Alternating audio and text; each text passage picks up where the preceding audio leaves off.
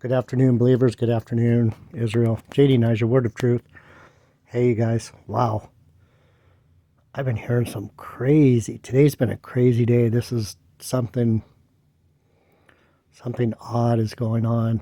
The energy today has just been off the chain. But anyway,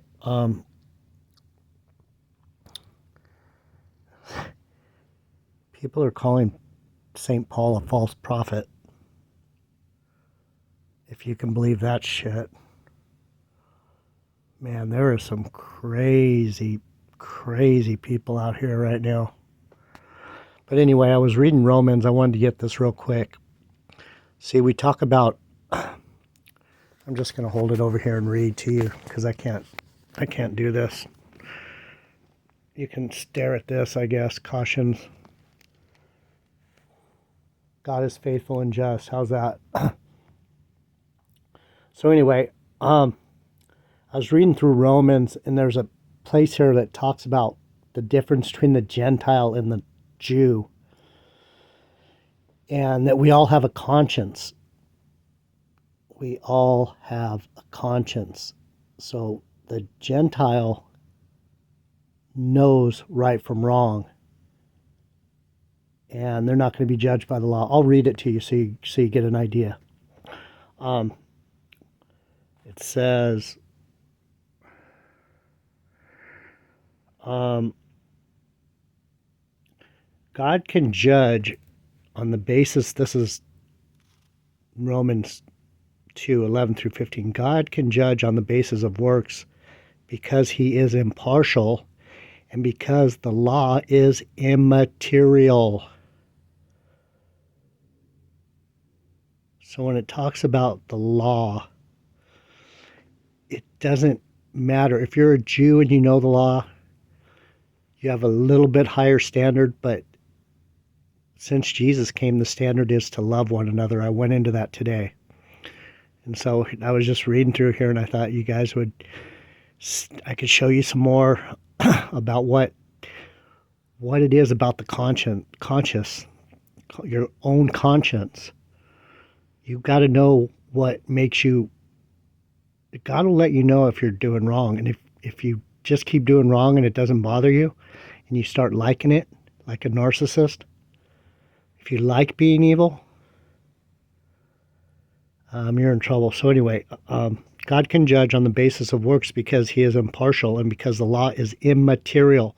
The Gentile will not be judged on the basis of the Jew's law, and the Jew will not be excused by the Gentile's lack of law. Works demonstrates the heart's true condition. Conscience is sufficient grounds for condemnation because it establishes a framework of right and wrong and reflects the law written in their hearts. So, the Lord judges by your heart, your conscience. So down here it talks about conscience. I'm just going to point it at the book because I can't read and look at it at the same time. Deep within man is the consciousness of God, John 1:9, in the sense of what God requires. The conscience of man dwells in the heart. See the key to doctrine in Proverbs 4:23, acting as a moral regulator of what is right and wrong.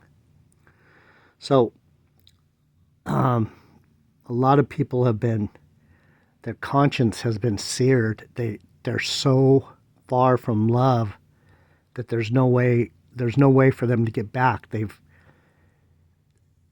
lost their way. They've lost the path.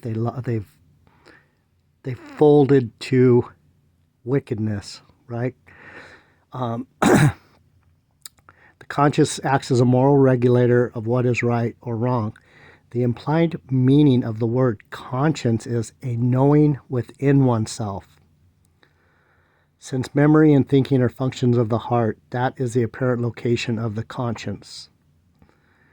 The heart is the place where God communicates to the individual. However, continually stifling the conscience renders it inoperable 1 Timothy 4:2. An incapacitated consciousness of God is called a seared conscience. Application. A wise Christian will be careful not to engage in activities that bother his conscience.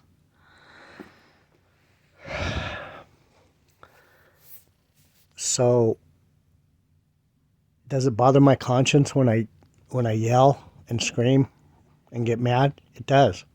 That's how I know it's not good. Do I admit it? Yeah, it bothers me. I don't like to get mad.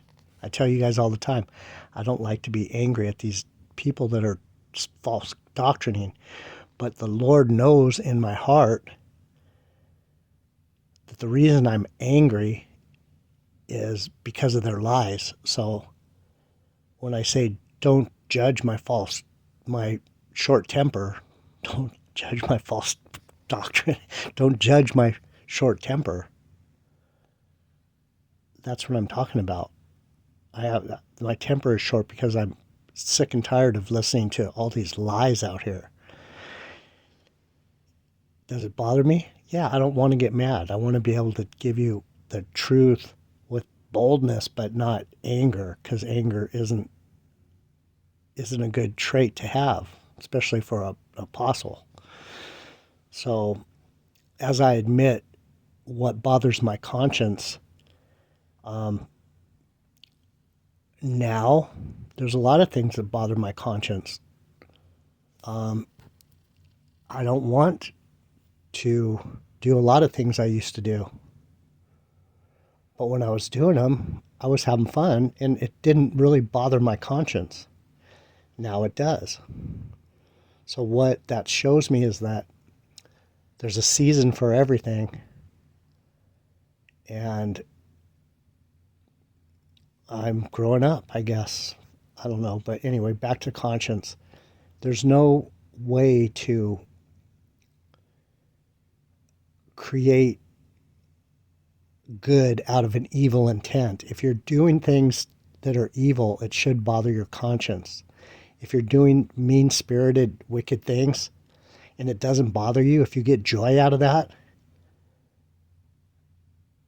like a lot of people do, and they're in deep trouble. JD Niger, Word of Truth. I'm out.